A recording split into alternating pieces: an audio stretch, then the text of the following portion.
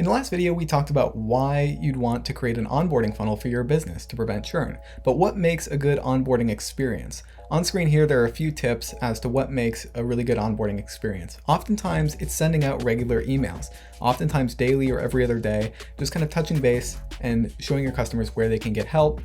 Keeping your emails short and concise is important, not to overwhelm them with information. Providing maybe how-to guides, depending on what it is your product is serving, what result that's giving your customers, consistently asking how you can support them. You can get a lot of feedback from customers as to what they're looking for, and you could adjust your funnel that way.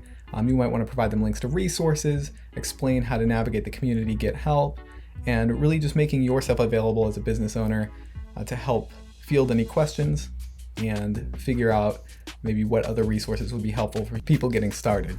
So it might be useful for you to think about what resources in your community are really helpful for people getting started. Do you have a Facebook group, maybe surrounding your membership, or do you have an online course where you need to send people login details for how they can log in, get support, and get started with your course?